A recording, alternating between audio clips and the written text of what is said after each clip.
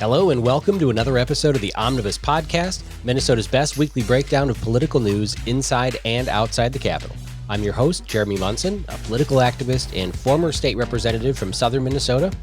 And we're joined, as usual, by Walter Hudson, a state representative from District 30A based in Albertville. Walter, it's getting to be busy again at the Capitol. You guys have had your Easter break. You're past deadlines, so now supposedly what hasn't been moved in the House and Senate is kind of dead, although anything is possible to show up into omnibus bills at the end of session. So we know the majority can continue to break the rules, but as far as the minority trying to get bills moved, whatever's moved and it hasn't moved now is dead. Let's talk about a few topics today. We want to cover some of the debate around the Uber and Lyft being booted from Minneapolis. You wanted to talk about one of Lee Finke's bills around the LGBTQ plus whatever youth homeless center. And we'll talk a little bit about the supplemental spending bill. I want to give an update on Otter Tail County and talk a little bit about election irregularities that we have in the state so conservatives can educate their Democrat friends on our elections here in Minnesota and how they may not be free and fair. So just a quick update on Otter Tail County. We covered this kind of ad nauseum last episode, but the Minnesota GOP has now voted to restore the delegates from Otter Tail County. However, they have also decided not to force Otter Tail County to have a county convention where delegates would be elected to the CD7 convention. So they've left it up to the board of Otter Tail County to decide if they want to have a convention, a county convention, where they elect delegates to CD7. If they have a convention between now and next caucus, they have to use the 2024 delegates that were elected. But they've still basically left the establishment board of Otter Tail County an option to just not move forward and save the 10% of delegates who would be elected to the CD7 convention. Seems like a strange answer, right? I mean, this is literally the first time hearing it from your lips, and I'm having a hard time processing the reality of what you're saying. Like I've seen this happen before. Kurt Doubt for a couple of cycles had a endorsement challenger, and they wanted to run for the endorsement. And when it was determined that this challenger may have an advantage in an endorsing convention, then the BPOU chair just chose not to have an endorsing convention that year. So it wouldn't be unprecedented. We've seen this kind of thing happen before, but this is just the county saying, hey, we're not going to have a county convention. And the establishment chair of that BPOU might say, hey, we just can't agree on, the party has said that we should use a 2024 delegates. We disagree. So we're just not going to have a convention. But it's an answer, but a non-answer from the Minnesota GOP. Well, isn't there a process, and I'm somewhat familiar with this from having chaired the John Kosnick endorsing convention down south in Elko. I forget the name of the town. Yeah. Elko, New Market. Yep. Yeah. But my understanding is there's various ways for a convention to be called. Sure. The party could step in and call it. And so that was the motion that the executive committee, members in the executive committee were going to make a motion that the Minnesota GOP call the county convention using the 2024 delegates to have the convention with or without the board of the local BPOU. So they had that option. They chose not to do that. They chose to instate the delegates, but not call a convention, to leave it up to the local county to call a convention if they want. My understanding is there's a grassroots process for this as well, though, that a certain percentage of the precincts delegations can. So now that the 2024 delegates have been validated by the state party, as you state, that they have the ability to, amongst themselves, call a convention if they have enough of their delegation do so. And maybe I'll try to look it up here at some point while we're recording and see if I can find that information. But I'm pretty sure there is a grassroots process for calling a convention. Okay. Okay. Well, that's kind of the status right now. It's still left in limbo. The conventions must have been completed, I think, next week. I thought it was April 6th, but it might be even a little bit later. But the window for them to submit the convention call, giving everybody 10 days notice in order to have a valid convention, it's quickly closing. So they have to act quickly if there's a grassroots option. On our podcast last episode, I may have laid into David Hand a little heavy. He called me and we had a lengthy conversation, about a 45-minute phone call. He listened to our podcast and he was a little upset. He wanted to clarify or correct some information. I think I said he makes about $120,000 plus benefits. I think Carnahan was close to $150,000. David said that he only gets a salary of $100,000 and does not take any benefits. He also wanted to clarify he doesn't take a commission, which Carnahan did, on all of the donations to the party, which was a horrible thing that Carnahan negotiated. But David doesn't take a commission, so just a flat $100,000 salary. He does not go to all 4 quarterly RNC meetings. He only goes to 2 of them a year, although the other MNGOP members may attend those other ones. So there's still costs involved from the party.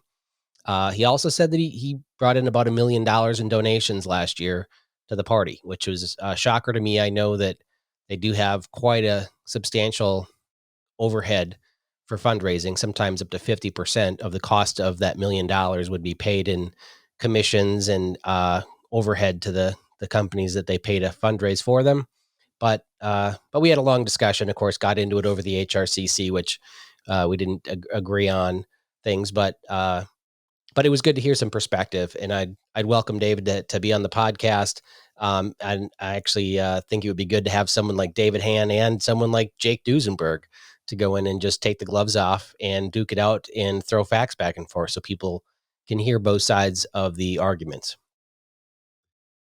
All right. Let's jump into some legislation. So, Walter, right now at the Capitol, they are debating a supplemental spending bill. This is where in the off year, so the budget was set last year for 2 years. You guys could actually just go home. You don't have to do anything, and the state's going to continue to operate.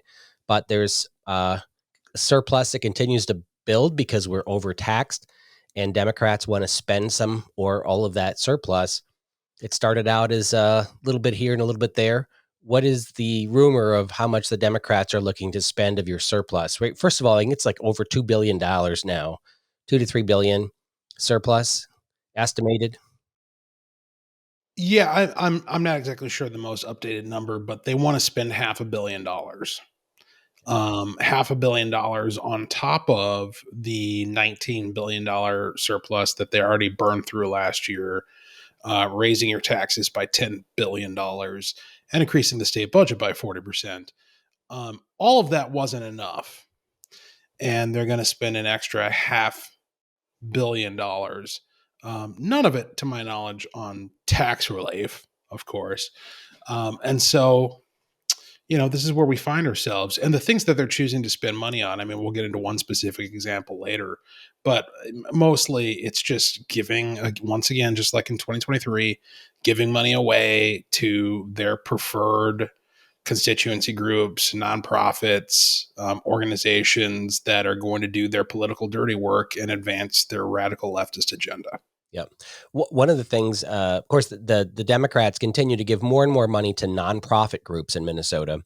The focus of what those nonprofit groups are doing is sometimes a little sketchy. What I've seen in the spending is that there's a lot of groups that go out there and they do voter outreach, nonpartisan, like voter registration, so nonpartisan, but they focus their efforts on certain communities, the Right. immigrant community. Oh, we're going to do voter registration while we're giving out free healthcare and stuff like that. And we know that they're doing that to target Democrats, to get more Democrats in the voter rolls. Well, there was a Washington Post article that came out this week that said Democrats are sparring over registration as worries over young and minority voters grow. What are they worried about? That more and more minority and young people are pledging to vote for Donald Trump. So they're concerned that their efforts working with a lot of the nonprofit groups, many of which are funded by government, that are focused on increasing voter outreach within immigrant communities or young voters or kids on campus, they're concerned about how many people they're registering to vote who are pledging to vote for Donald Trump. So they're looking at changing the way that this, the funding of these programs, or tweaking how these programs are focused, which would expose them as being very partisan in nature. Yeah, I mean, frankly, I think this has become such a prolific problem that is so obviously being abused for political purposes in order to place a thumb on the scale of elections moving forward. I mean, the electioneering that's taking place under this process is really unconscionable, especially coming from a party that claims to value so much the voice of the people and democracy. If you actually believed that, then you wouldn't be engaging in such obviously selective behavior as to whose voice gets to be elevated and whose gets to be suppressed. I mean, we have precincts and entire areas of the state where your only access to the ballot is via mail.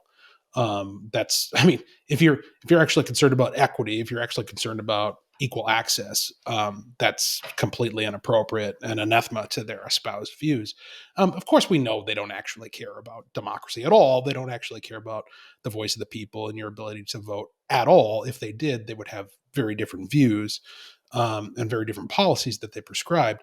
But there needs to be, in my view, some constitutional adjustments that make it very clear that any appropriation or action taken by the state that reasonably can be expected to impact electoral behavior must have an equal impact, positive or negative, upon voters across the state, regardless of the demographics of a particular district. Yeah. I posted something on Facebook today that's got some people wound up. And this has to do with voter registration in across the country, actually. Several years ago, I think it was in 2007, there was a bill passed at the federal level called the Help America Vote Verification Act. And it set up a system of voter verification so that you don't need a driver's license to register to vote. You either have to have a driver's license or 4 digits of a social security number and your birth date. And you can go in and register without any documentation with your social security number, the last 4 digits of it, and your birth date and your name, of course. And what happens is if you go to register in Texas and you give them your name, your last 4 of your social, and your birth date, you register to vote.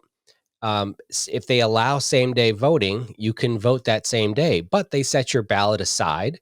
It's called a provisional ballot, and they wait for the federal government to respond saying, yes, everything checks out and these numbers match. Now you can count the ballot. Now it may be after the election, but they can still open and count it. If it's a tight election, they wait for all the provisional ballots to be counted to certify the election. Now, all the states that allow same day voter registration have provisional ballots, except for Minnesota. Many states don't let you vote the same day. You have to register to vote 2 weeks ahead of time so they can verify you. Then you can go in and vote, and they don't need provisional ballots because everybody that's registered has been certified. In Minnesota, and you can talk to your Democrat friends about this issue. In Minnesota, you can show up on election day. You can make up a name, make up a social security number, make up a birth date, register to vote, cast a ballot. And then in 4, 5, 6, 10 days, we find out that that information is all BS and was completely fabricated. What do? Because your ballot was at that time instantly scanned, counted. There's no information on that ballot of who it can be tied back to. All we know is that this person's name and social security number and birth date are not a record at the federal level at all. So we don't know who this is. All we know is that next time that person comes in, we can say your voter registration failed last time around. In Minnesota, there was 102,000 people out of the 700 and what was the number here? 780,000 people were verified through the system. 102,000 of those 708 failed, meaning that the numbers don't match. But what do we do? 102,000 people could have voted and their ballots were counted. Yeah. So all we're asking to just add a little bit of voter integrity to our elections is to say that when you register and vote, your ballot is put in a different color envelope, set aside with their information on the outside until we can verify that they're actually a real person. And then if so, we'll open it up and scan it and count it. But until then, it's a provisionally cast ballot. We're not saying you can't vote. We're saying it can't be counted until we can verify who you are. That's what provisional balloting is. And every time Republicans bring that up for a vote, Democrats vote it down. Yeah. Well, I mean, it's time to do it again, right? So this is a recent story that you're citing that indicates that it's a real problem, and a real problem that unquestionably could be determining the outcome of elections in the state of Minnesota. I mean, you're talking about numbers that are definitive in terms of which way the election swings. We've had statewide elections that were won by 0.5% in 2022. And so I think it's time for us to once again put Democrats on the record and raise this issue to the fore of, listen, you cannot claim to value democracy if you allow this very obvious flaw in the integrity of our election system to continue. Every single, like, what was that number again? 100 and however many thousand? 102,000. 102,000. That is what, if 102,000, let's be generous. Let's say it was 50% of those were actually cast fraudulent ballots. That's 500,000 Minnesotans whose vote was potentially disenfranchised. You're okay with that? You're okay with 500,000 Minnesotans doing their due diligence to participate in their civic duty, to engage in the electoral process, having their voice heard, and then having it canceled, completely obliterated, disenfranchised through fraudulent activity. You're okay with that? You're comfortable with that? We should be putting Democrats on the record that their answer is yes, we are okay with that because we know we benefit from that. Right. And the Democrat argument is that there's no widespread voter fraud. It used to claim, well, there's no voter fraud in Minnesota. Well, now they know there is. The Secretary of State said that there is some voter fraud in every election. We just don't know how much, and Right. we assume it's small. But when we have elections that are won by 10 votes, 100 votes, we had a statewide election, the Franken-Coleman race that was 312 votes statewide. You're telling me that we don't have provisional balloting, so you don't think there's any votes that were cast fraudulently? Right. Fraud is very, very difficult to prosecute. Of all the violent crimes out there, for county prosecutors, they're going to go and find a time where someone voted when they should not have, and then they have to prove intent, that they intentionally did it knowing that they didn't have the right to vote.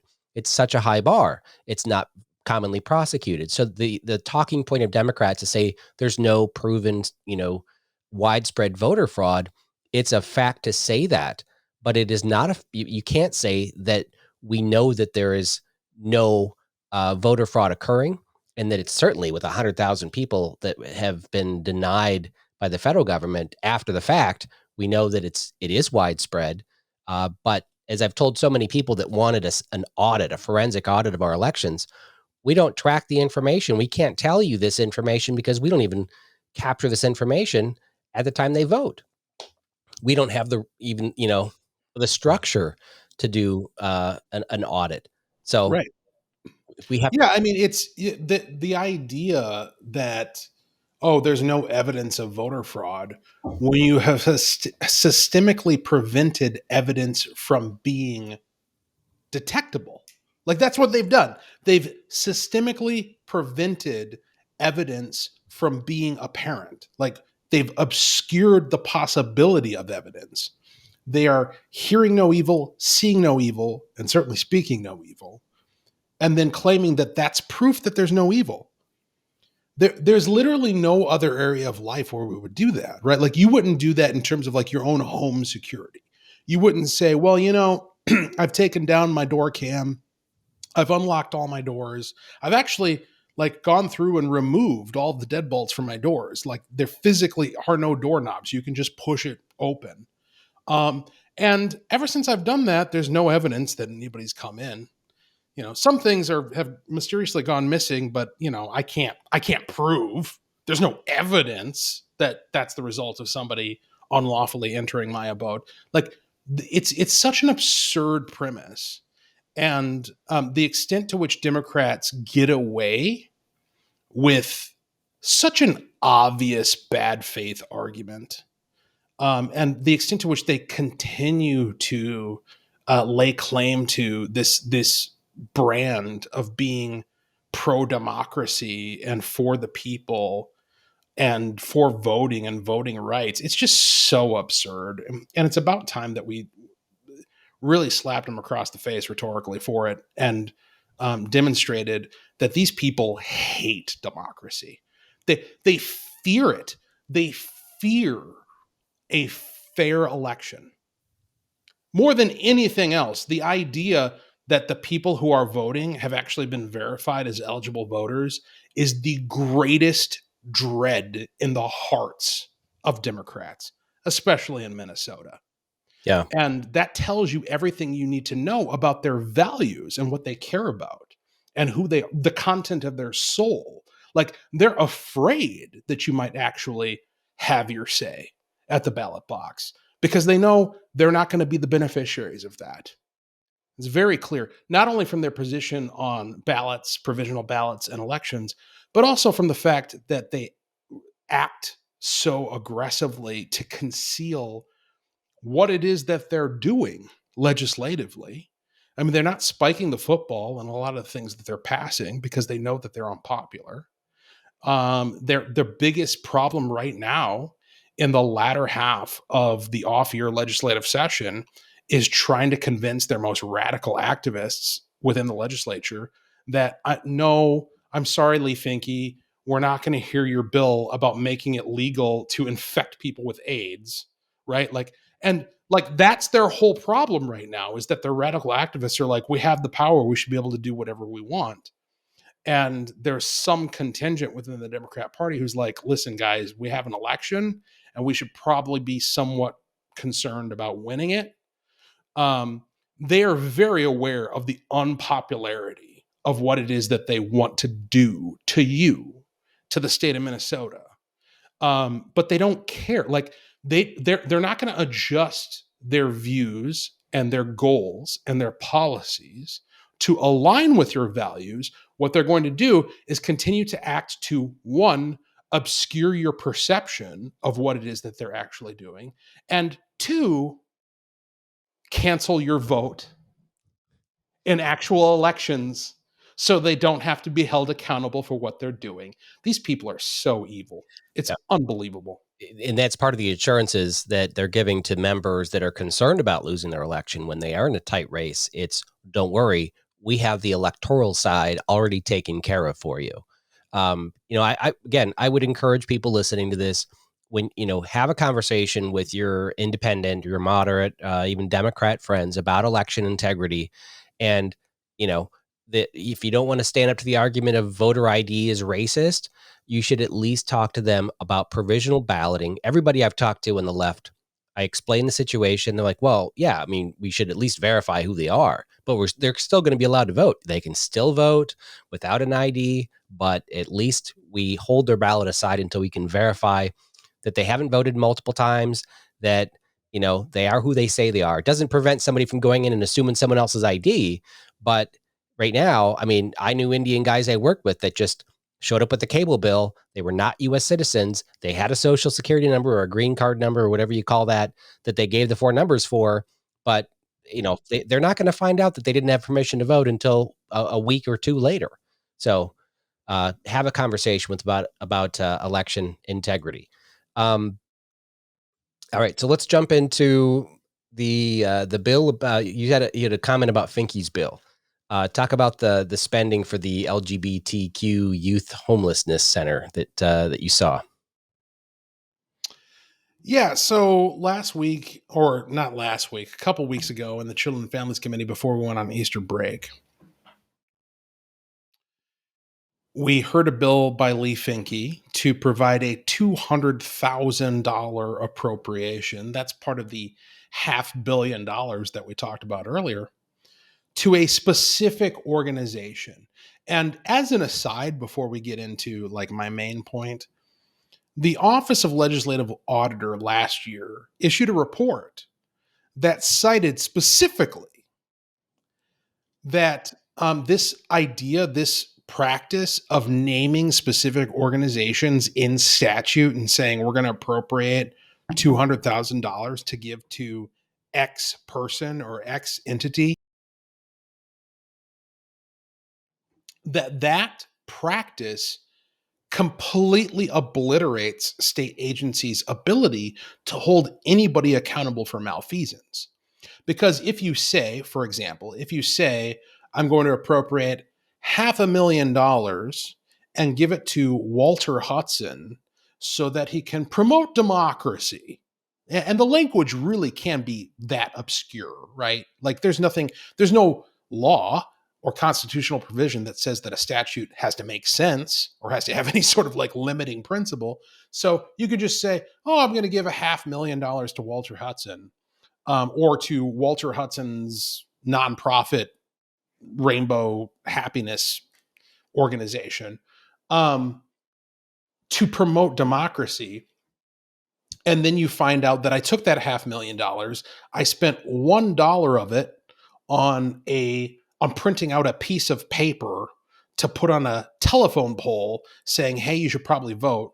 And I spent the rest of it on a mansion in Lake Minnetonka for myself. There is no process in that statute. There is no recourse for the state agency to take any sort of action against me because you have written into law that that money is mine. That's what you've done.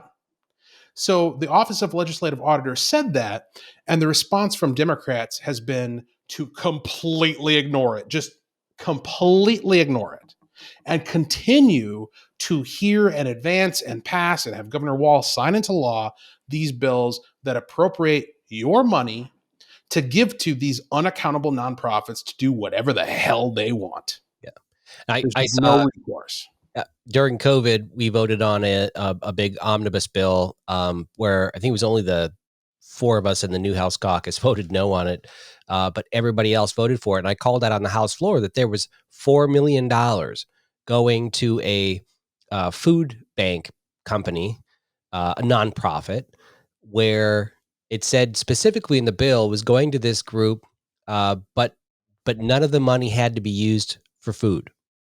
In Yeah. other words, it was just going to pay salaries. And Erin May Quaid, who had left the House to run for lieutenant governor and then lost, now as a state senator, but then she was a lobbyist. She was on the board of this organization.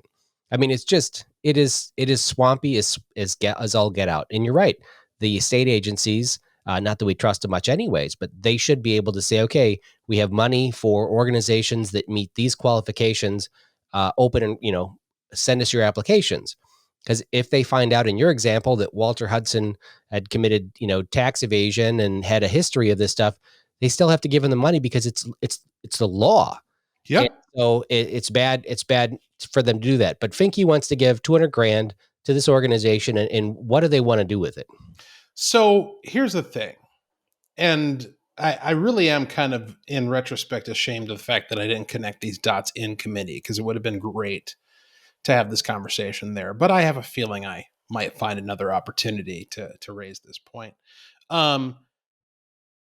The appropriation is for an organization. I can't remember the name of it off the top of my head, but what they're going to do is they're going to provide services and a location to create community for LGBT youth experiencing homelessness.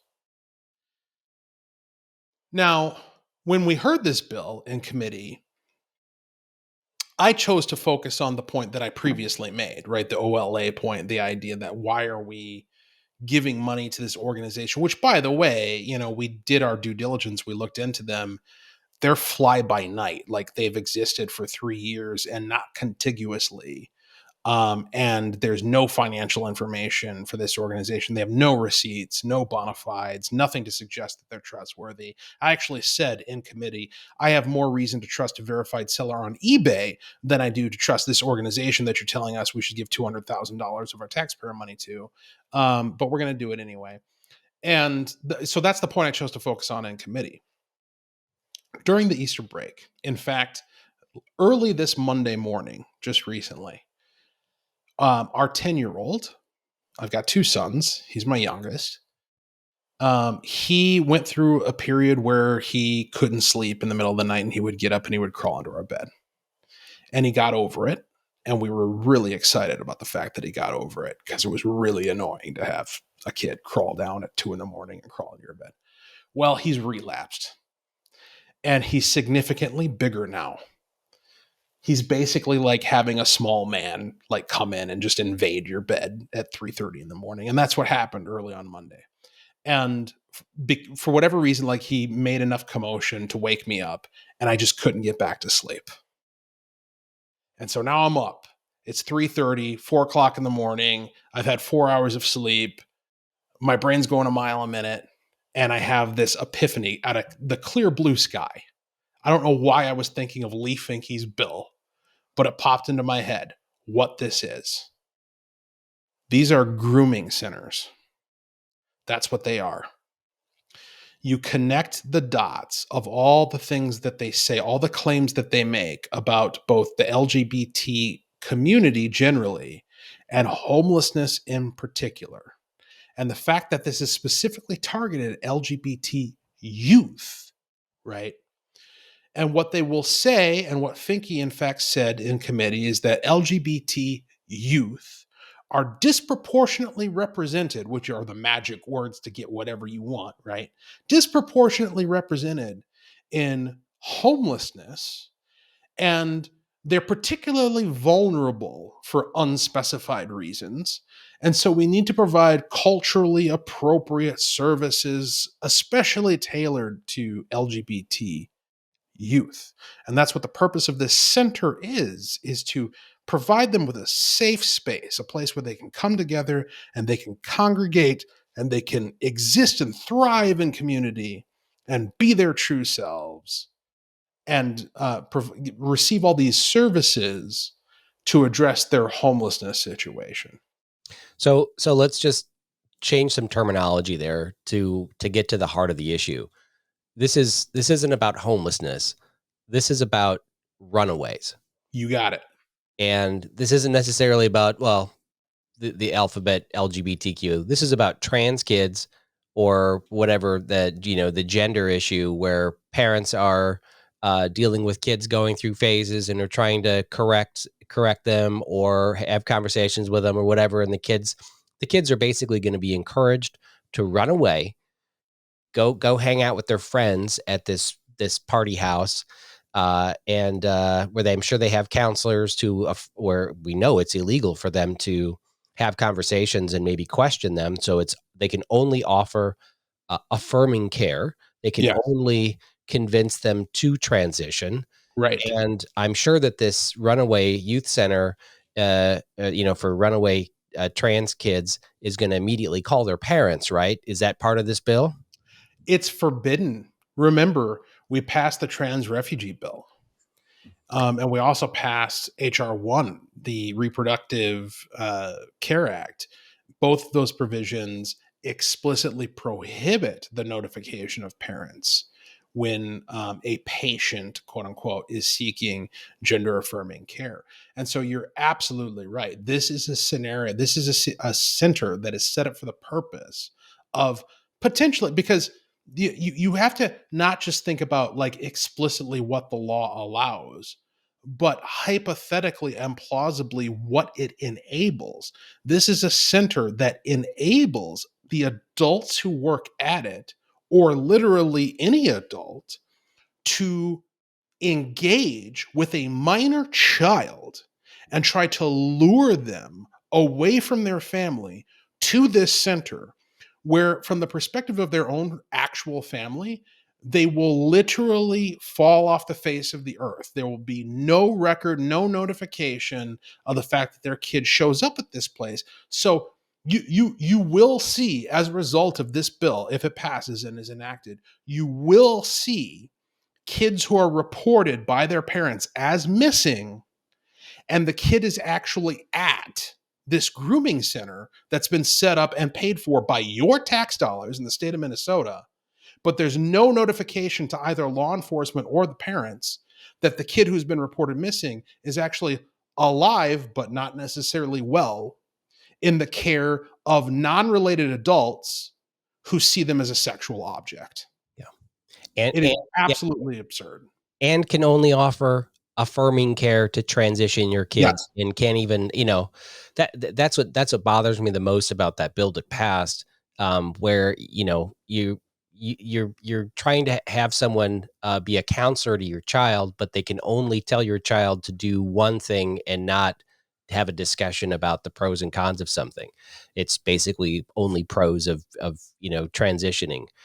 Um, yeah, this is a real concern, and even for kids who are not part of that alphabet soup, for kids that are just rebelling from their parents, they could run away and go to one of these youth centers and probably associate as one of those alphabet or symbols for a week to hang out with their friends, and know that the police won't be called, and receive a bed and food and be taken care of. What a terrible thing to have in your community as a parent, knowing your kid could disappear and you don't know where they are. Or if you're from out of state, because we are a gender, whatever, refugee state, having your kid run from out of state to, so that they prevented these things in their community, but Minnesota has one. Now we're a magnet for runaways and trafficked children.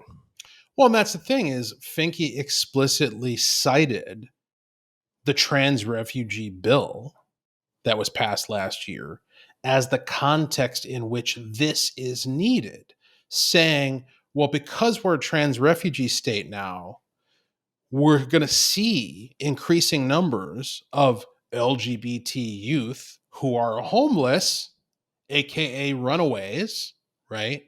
Who need these services. And so that's absolutely right. You're talking about providing, this is like a perverse, demonic distortion of the Underground Railroad, where instead of providing a means for slaves to run away from their unjust chattel masters, we are providing a mechanism for children to run away from their families who love them and provide for them and care for them and want the best for them, and escape to a state, your state, Minnesota, where you pay taxes and reside, to escape to your state for the purpose of emancipating themselves from that healthy, wholesome influence so that they can come under the grooming corruption of professional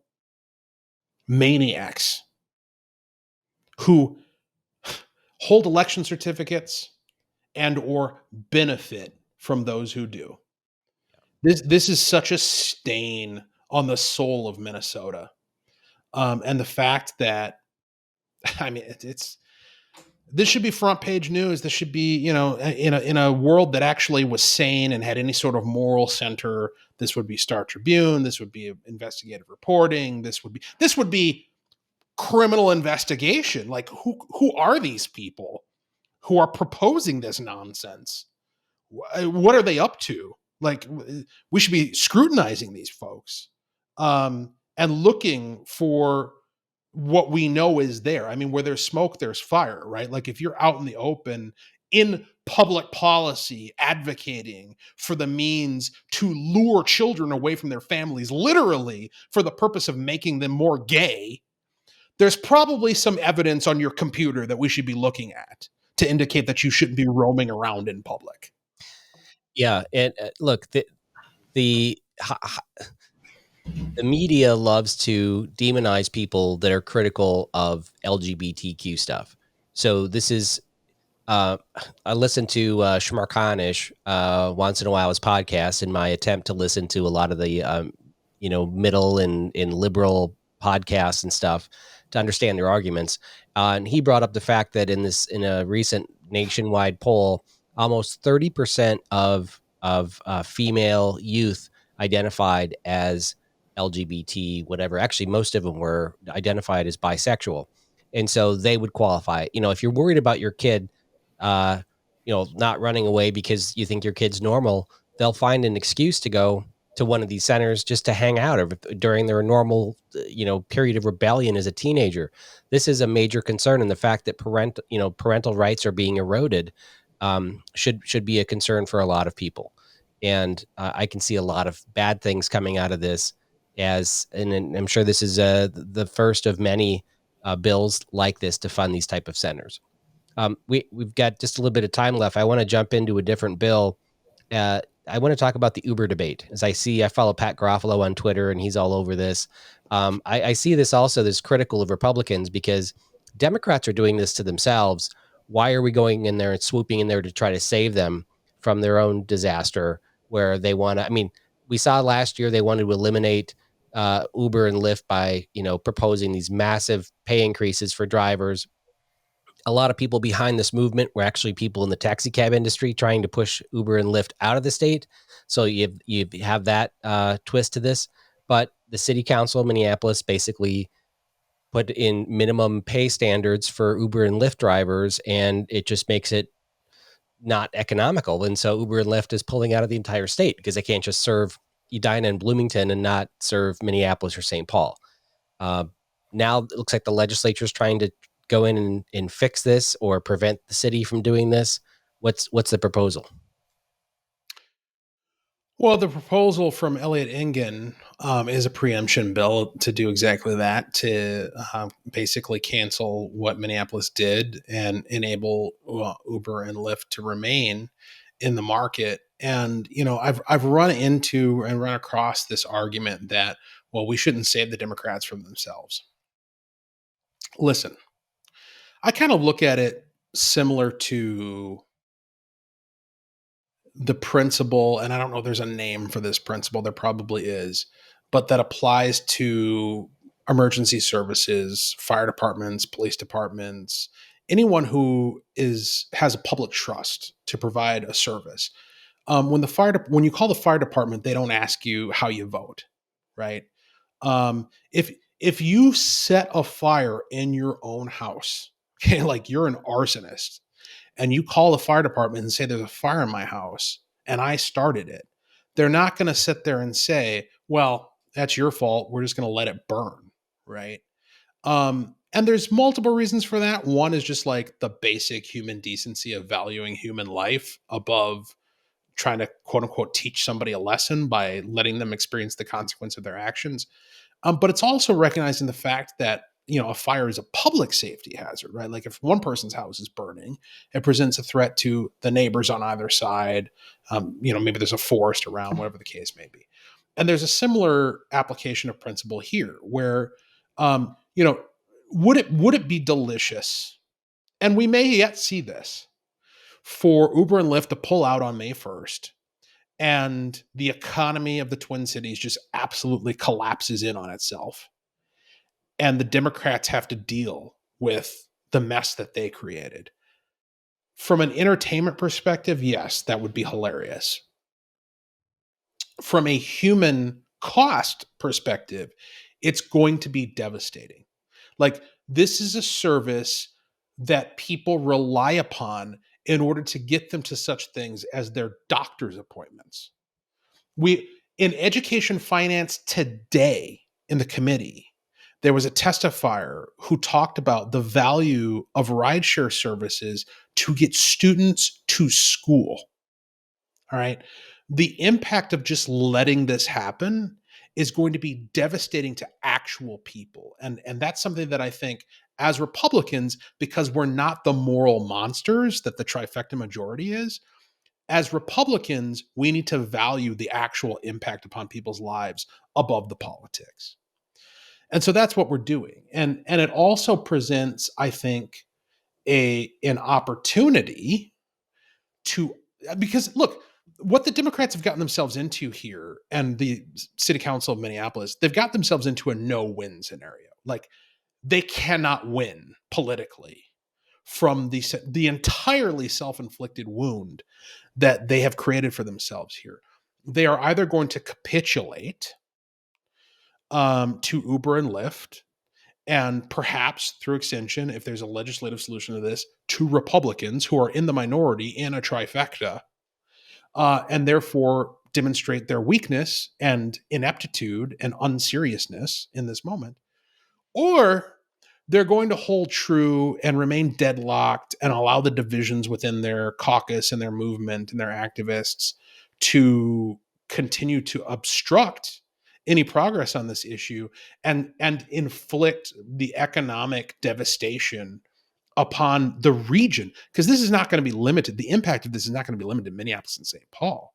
It's going to have an impact on the entire surrounding region. The entire metro area is going to be adversely affected by the sudden removal of these major rideshare services. And so there's really no winning for them. If they were smart, which they're not, then they would take up Elliot Engin's bill and they would pass it. And they would eat crow, and they would deal with their own activists. They would get their house in order. They would tell their crazies to shut the hell up and grow up. We're in charge of governing a state, and we can't allow one city to throttle our entire economy and keep people from being able to get to their doctor's appointments and getting to school. Like, you people are nuts. That's what the Democrats should be doing. They should be looking at their own activists and saying, "You're nuts." Well, the problem There's is no room for you in this conversation. But the problem is if Republicans are successful in getting to this preemption bill that prevents local governments from, writing laws like this and regulating them, Republicans are never going, or the Democrats will never get thrown out that are in office, right? It's taken us like 30 or 40 years of Democrats destroying schools in the metro to actually have a real good shot at getting conservatives elected to school boards in the metro, getting school choice pushed through statewide, because they have successfully, almost destroyed all of their schools in the metro, where the cost per pupil is now over $30,000 a year in, Minneapolis, to try to, and they're still failing. I mean, at some point, people have to wake up and see what the Democrats are doing to the city, and trying to step in and save them. And of course, it's going to work out where, that they're going to keep Lyft and Uber, but the taxpayers are going to subsidize or create benefits for the drivers to make up the difference in the cost or something. I think taxpayers are going to get screwed in the end, but the city council aren't going to be negatively impacting their constituents as much as they would if we didn't go in there and try to save them. Well, I disagree with your electoral analysis based on the current year, and it's probably more accurate to say current decade shift in how electoral politics works, and more broadly, how the information economy works.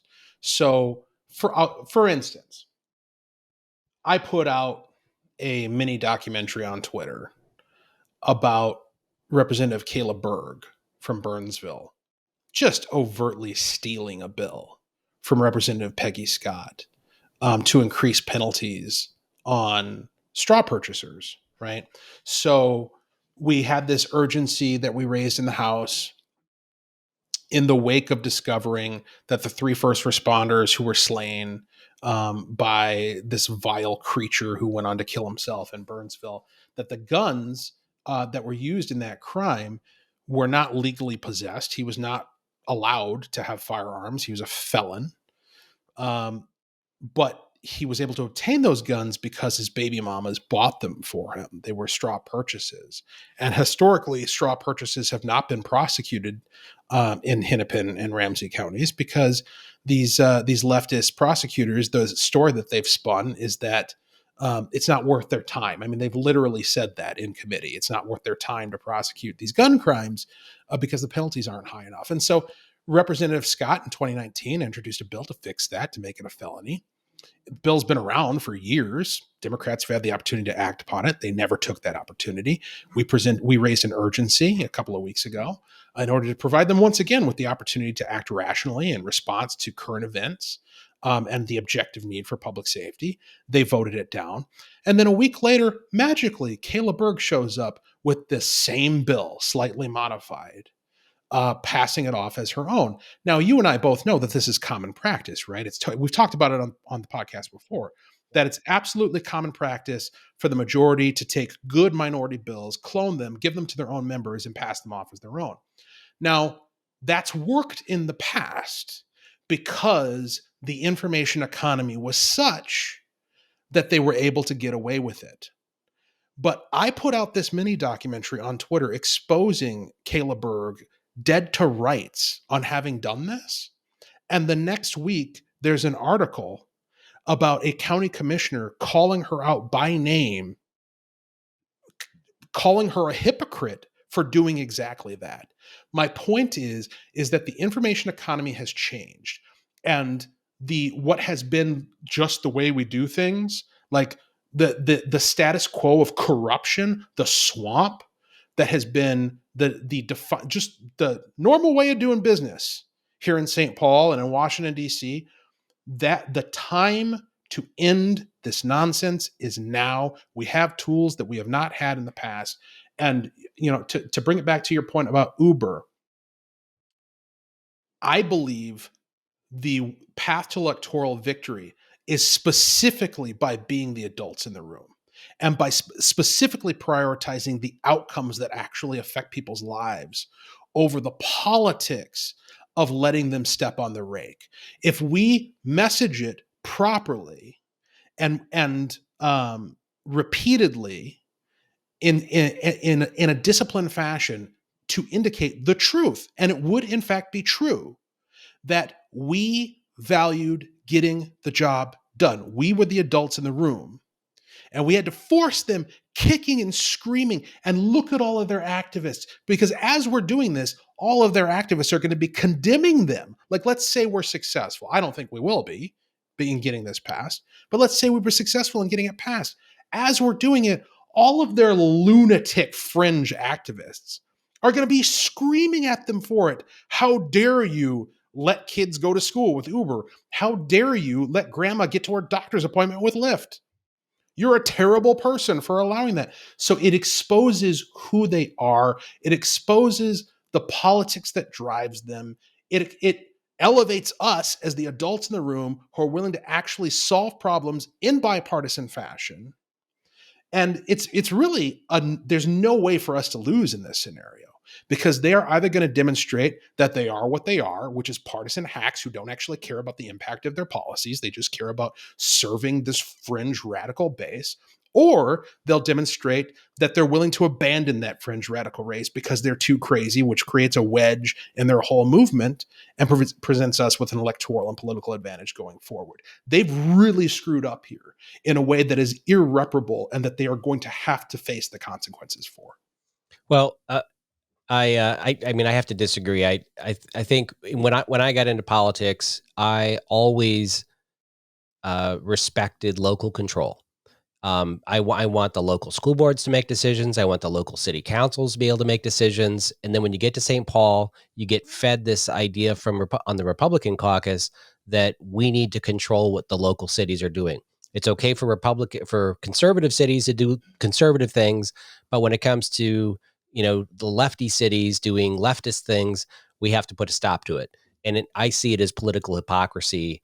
I mean, if Minneapolis wants to have a $40 minimum wage, let them do that. I know that it would hurt their economy because it would drive businesses out to more conservative areas, but we have to, I respect local control. And I think that having all these different cities experimenting and trying different things and creating different regulatory frameworks for businesses and stuff in their communities allows us to see what works and what doesn't, and would hopefully allow the voters in that city to recognize that they keep on electing the wrong party to lead their city. And I think we should allow that to happen. I understand that the impacts of Uber and Lyft are outside of Minneapolis and St. Paul, but Republicans don't have a lot of people elected in the 7-county metro area anyways. And they too need a lesson in watching the Democrats mess with with their economies.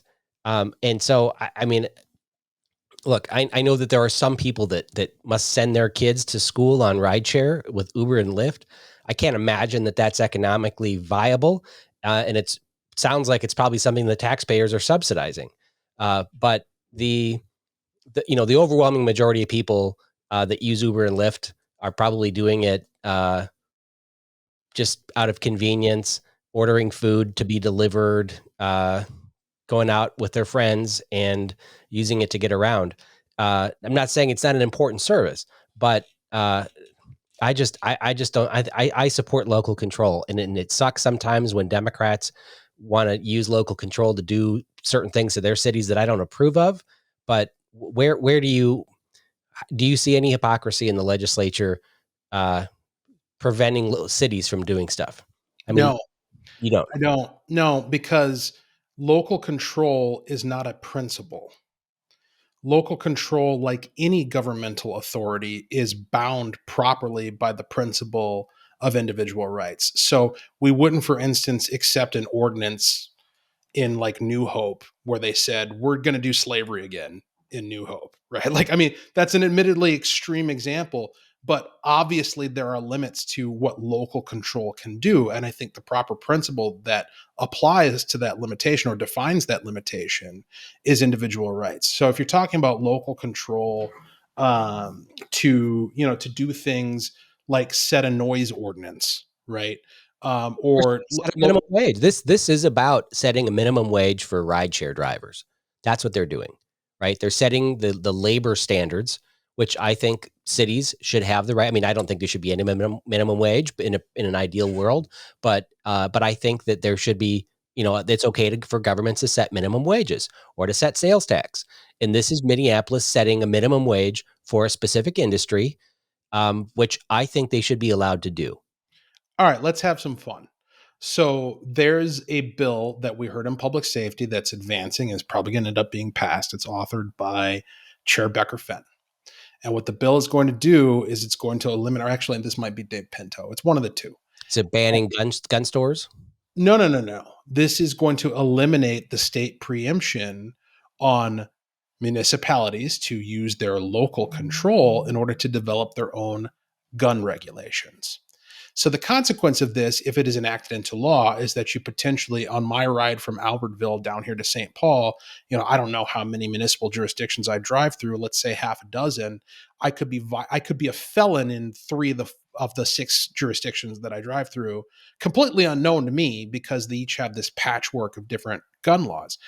Is that local control? Is that something that we should, as conservatives, be totally okay with? The fact that cities are encroaching upon Second Amendment rights? So Second Amendment is a guaranteed protection, carrying a gun, but they could enact seatbelt laws where people in the back seat need to wear seatbelts in certain jurisdictions. We have those things. Those are not so. Second Amendment is something different. First Amendment something different. But if they wanted to enact seatbelt laws for the back seat, which we don't have in the state at a local level, they can do that. They can say you can't take a right-hand turn on a red light in certain, we have that today. They should have their own ability to do that. My school district should be able to say we have open enrollment or we don't have open enrollment. Every local, the more local control we have, the happier everybody in the state is going to be, because they get to have more control over electing local city council people, school board members, and the more authority they have to do things custom to the community, everybody's going to be happier. We as Republicans don't want the Democrats out of St. Paul and Minneapolis to rule the entire state, right? This one Minnesota thing that we thought sounded nice, it's actually turned into be one Minnesota like Tim Walz wants and not what I want. I want local control in my county, my city, my school board, everything else. And so part of that is allowing crazy districts that I don't live in to do stupid stuff. And I have to be okay with that. Yeah, well, I mean, we'll have to agree to disagree on that. I think that local and another example that I would point to is what Minneapolis has done with their law enforcement. I mean, they're in violation of their own charter, and Hennepin County Attorney Mary Moriarty, the impact that her policies and disposition has had on the administration of justice, that is not confined to Minneapolis. That has an impact upon the entire region and potentially the entire state and even other states. When you fail as a neighboring community to uphold the law, that has a direct impact upon the quality of life and even the economy of the entire state. And so this idea that we're just going to give rampant local control to cities to do whatever the hell they dream up, I think is a disservice to the obligation that these people have as administrators of the public trust to actually administer justice and uphold our rights. Okay. Well, I mean, we're going to disagree on this because I think if you were a congressperson, would you be arguing for federal control over the states versus having more local control at the state level? I mean, I just think that the best control we can have is locally, and it makes everybody happier if we can live under more local laws. But all right, well, Good conversation. Yeah, good conversation. It was a good debate, and I want to thank everybody for tuning in. We got to wrap up this episode, but Walter, it's been great, and hopefully we'll get into more legislation next week. So thank you everyone for tuning in to the Omnibus Podcast, where all subjects are germane.